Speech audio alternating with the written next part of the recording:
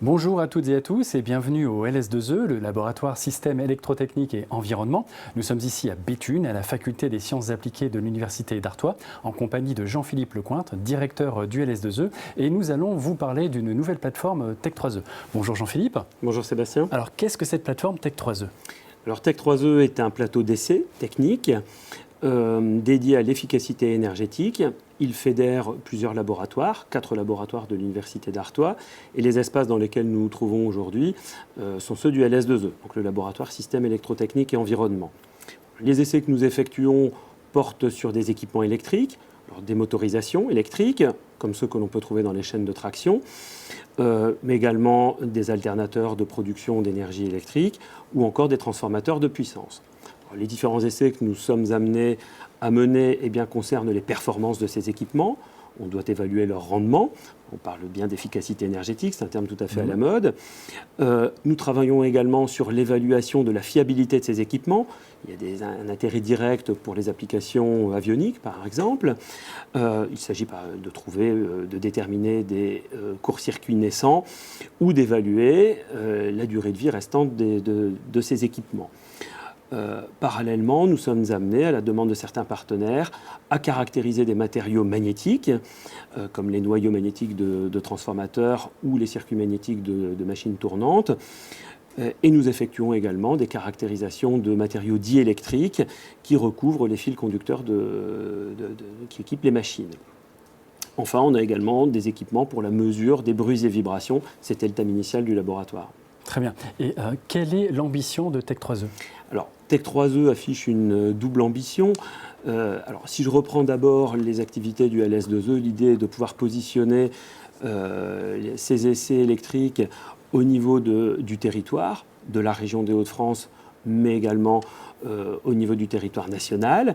On veut faire de Tech3E un acteur majeur sur les essais électriques.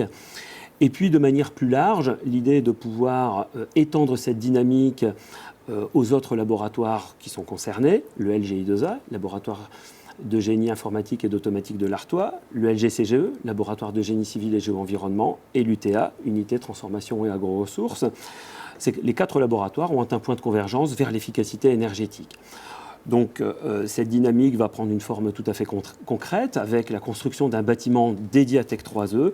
Ce seront 1700 mètres carrés qui verront le jour en 2023. Donc ça sera un beau terrain de jeu pour les laboratoires et puis pour accueillir des entreprises partenaires de ces unités de recherche. Très bien, merci beaucoup Jean-Philippe. Alors, je vous propose à présent de nous diriger vers un banc d'essai de cette plateforme pour voir concrètement ce qui est réalisé. Bonjour Olivier Ninet. Bonjour. Vous êtes maître de conférence et spécialiste en caractérisation des matériaux magnétiques. Quelle est la manipulation que vous êtes en train de réaliser et quelle est son originalité ? Alors la manipulation que je suis en train de réaliser, en fait, elle vient des activités du laboratoire. C'est en fait, on cherche à caractériser des matériaux magnétiques qui constituent les circuits magnétiques des machines tournantes et des transformateurs, dans notre cas, notre application. L'idée, c'est que ces circuits magnétiques sont réalisés avec ces matériaux magnétiques sous forme de tôle. Et donc ces tôles, quand on désire réaliser ensuite une machine tournante, on va les découper pour obtenir des formes un peu particulières qui permettent ensuite d'optimiser le fonctionnement de la machine et de développer un circuit magnétique qui est adapté. Seulement pour pouvoir optimiser cette caractéristique électrique au niveau de cette machine, on a besoin de caractériser les matériaux et donc notamment le constructeur nous donne des échantillons sous cette forme-là. Donc qui permet, à l'aide de ce cadre normalisé, de caractériser le matériau magnétique. La caractérisation de ce matériau magnétique va nous permettre ensuite d'optimiser le dispositif. Le problème, c'est que actuellement, enfin jusqu'à quelques années, la caractérisation ne se faisait qu'à température ambiante. Donc ça, c'était une limite, mais il n'y avait pas de nécessité de caractériser ça à haute température et pour des fréquences un peu élevées. Au laboratoire, sachant le besoin de caractériser en température, nous avons développé un dispositif, un cadre de température, qui permet justement d'aller tester ces tôles à des températures pouvant atteindre 800 degrés. Donc ici, on a le cadre que l'on a développé. Alors on est monté jusqu'à plus de 800 degrés sur le précédent cadre et on l'a détruit. Donc l'idée, c'est d'en refaire un autre. Donc on a réalisé celui-là qui permet de caractériser les matériaux. Alors on ne fait pas que des tôles, on fait aussi des matériaux massifs, en l'occurrence des matériaux un petit peu de ce type-là. Et l'échantillon qui est ici sur la table permet de faire une manip qui va être utilisé pour caractériser cet échantillon à 800 degrés. Donc l'idée ici, on peut, si j'augmente un petit peu l'amplification, on va pouvoir avoir la signature de ce matériau magnétique qui est représenté par le cycle d'hystérésis que j'ai là, qui va traduire les pertes et l'induction à saturation, qui va me permettre justement d'optimiser la machine. Alors, la température est relevée à l'aide de cet appareil qui est branché indirectement au circuit. Voilà. Merci beaucoup Merci. Olivier. Alors faisons quelques pas à présent afin de nous déplacer quelque peu. Nous passons à côté de la chambre semi-anéchoïque du laboratoire et nous arrivons dans la zone la plus récente du laboratoire qui est le résultat d'un investissement de près d'1 million d'euros en fonds propres de l'Université d'Artois. Et nous nous situons à présent aux abords du banc d'essai de Raphaël Romary. Bonjour. Ce banc d'essai est en lien avec le contrat de plan État région CE2I. Est-ce que vous pouvez nous parler de ce dispositif qui résulte d'un travail collaboratif? Oui, bonjour Sébastien. Donc le projet CE2I est financé dans le cadre du contrat de plan État-région, donc par la région de France, l'État et donc le FEDER. Donc CE2I signifie convertisseur d'énergie intégré intelligent. Donc le mot important, c'est le mot intégré, puisque le principe du CE2I, du convertisseur, c'est que l'alimentation électronique est intégrée au cœur donc, de la machine électrique. Donc pour réaliser ce type de dispositif, donc il est nécessaire d'avoir certaines compétences dans le domaine du génie électrique. Donc ces compétences sont apportées par différents laboratoires régionaux, donc le L2EP, le LAMI, l'URIA, donc le LS2E. Donc c'est donc un travail collaboratif entre différentes équipes en génie électrique au niveau de la région.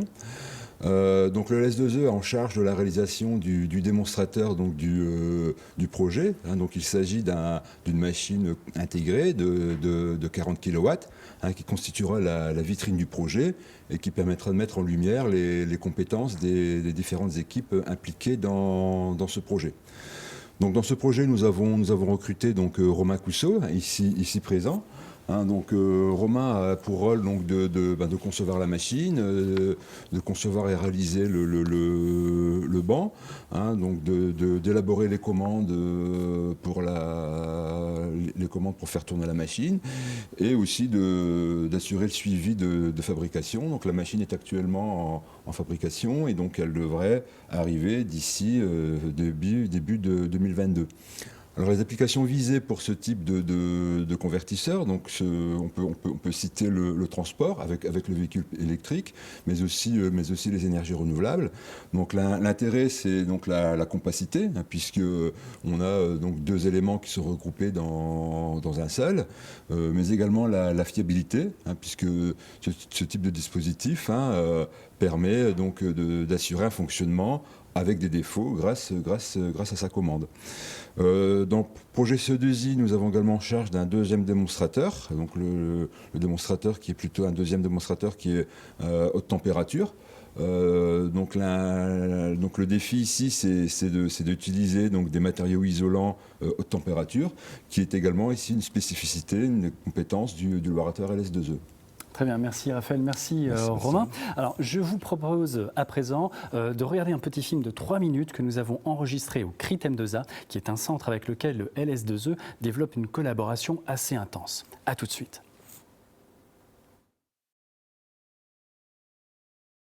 Eh bien, nous voilà à présent au CRITEM2A, situé à Bruay-la-Bussière. Nous sommes en présence de son responsable, Jérôme Bodel. Bonjour Jérôme. Bonjour. Merci de nous accueillir.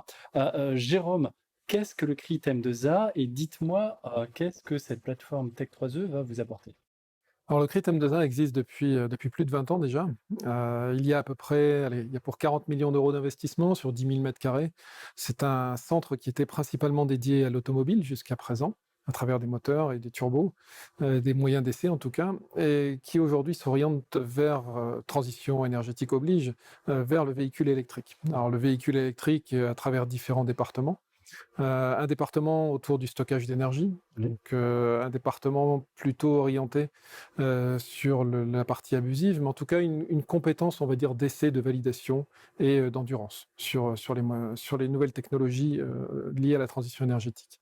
Après, on a aussi une deuxième compétence sur des essais un petit peu plus compliqués qui vont toucher d'autres domaines et dans des conditions parfois un peu extrêmes.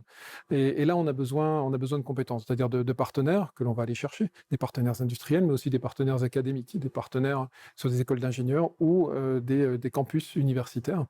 Et à ce titre, le campus universitaire ici de Béthune et le Tech 3E, la plateforme Tech 3E, elle-même est un support pour nous très important puisqu'on peut s'appuyer sur eux en termes de recherche fondamentale, de soutien sur des problématiques qui peuvent nous arriver dans nos essais quotidiens avec les grands comptes.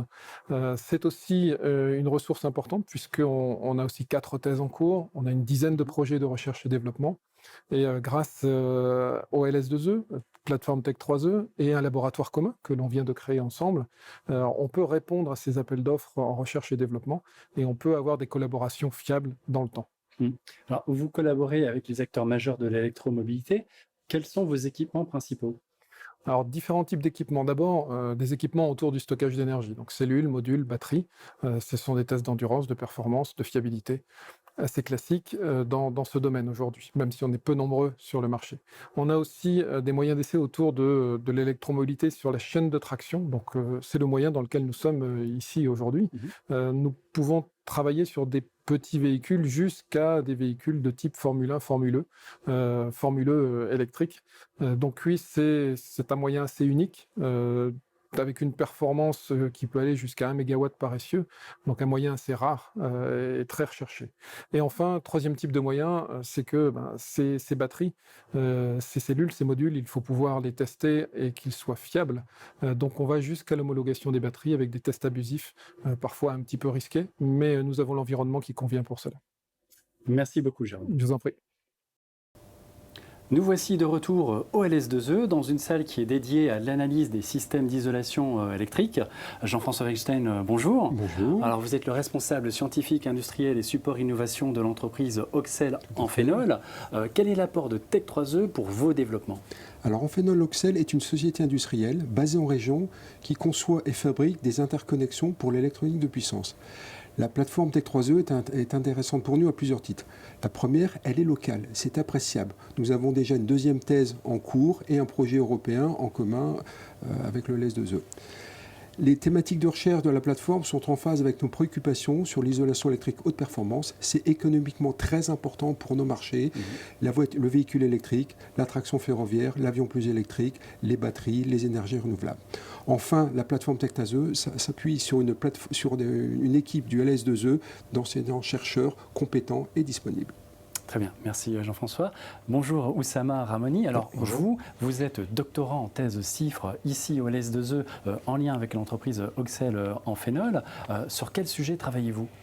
L'objectif de la thèse est d'aider Auxel à développer une isolation électrique adaptée aux décharges partielles. Elle consiste à faire les adaptations nécessaires sur le busbar laminé en termes de géométrie, de processus de fabrication et de matériaux utilisés pour atteindre cet objectif. Très bien. Merci Oussama, merci Jean-François. Jean-Philippe, je me retourne vers vous afin de vous poser la dernière question. Bien évidemment, quelles seront les prochaines étapes de la vie de cette plateforme Tech 3E? Alors, il y a 3 étapes principales à venir pour Tech 3E. À court terme, c'est l'arrivée d'une personne en charge du développement de cette plateforme technologique. Juliette Marant aura pour mission de co-construire cette plateforme, alors avec les partenaires associés, les directeurs d'unité, la SATNOR, le pôle MEDE, et également la communauté d'agglomération Béthune-Bruay. Donc il y aura une phase de co-construction, de communication autour de cette plateforme, et puis de partenariat avec les entreprises potentiellement intéressées par les essais qui sont effectués au sein de cette plateforme. La deuxième étape, je l'ai évoqué tout à l'heure, ça sera la construction de ce bâtiment de 1700 mètres carrés. donc un beau terrain de jeu pour les entreprises et pour les laboratoires. Et puis une étape, je vais dire, sur le long cours, avec la vie de cette plateforme, l'établissement de collaborations pérennes. Merci Jean-Philippe. Eh bien voilà Élodie, à présent retour à la chaufferie à Tourcoing pour la suite de la programmation RRI.